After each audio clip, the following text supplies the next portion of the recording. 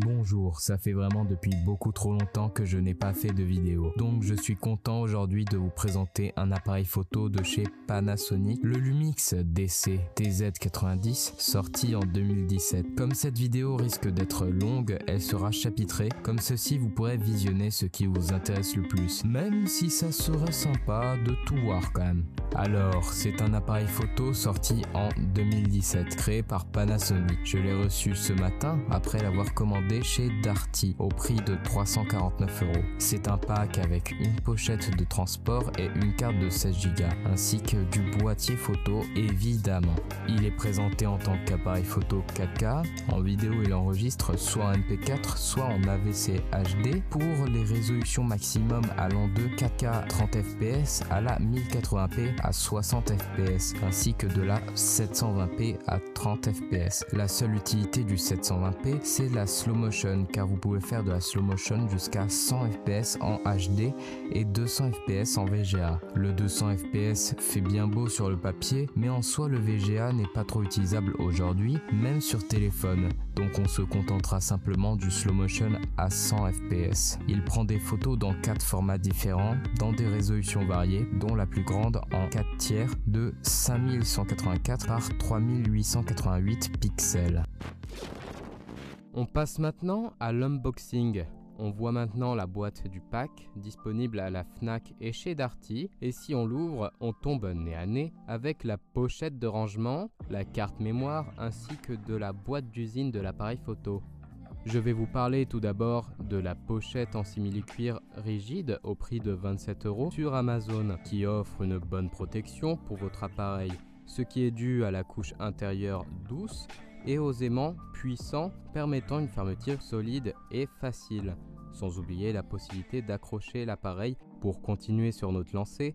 La carte SD haute capacité de 16 Go allant à une vitesse de 80 Mbps est essentielle si vous souhaitez prendre des vidéos avec l'appareil, car ce n'est pas toutes les cartes qui le permettent, et même dans le cas où vous souhaitez juste prendre des photos, car le Lumix n'a aucune mémoire. D'ailleurs, en parlant du Lumix, il serait peut-être temps de le sortir de sa boîte, dans laquelle on va trouver des notices, une dragonne, un câble USB de 50 cm, son adaptateur vers secteur, une batterie de 1025 mAh qui peut vous tenir durant toute une journée avec des prises de photos régulières. Mais pour des sessions photos plus poussées sur de longues durées, il faudra penser à investir dans une batterie supplémentaire.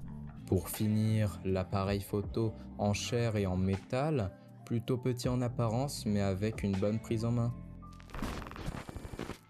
Esthétiquement, il est relativement beau, c'est un produit plutôt solide, idem pour l'écran inclinable qui garde cet esprit de robustesse. Malheureusement, il devient sale très vite. Son autonomie est satisfaisante, son écran est agréable à utiliser, très réactif, et l'interface est très claire et facile à l'emploi. Malheureusement, il n'y a pas la possibilité de brancher un autre micro dessus. Son utilisation en tant que webcam me semble compliquée, voire même impossible, même avec le port micro HDMI situé à côté du port d'alimentation, qui ne sert apparemment qu'à mettre la galerie sur un écran externe.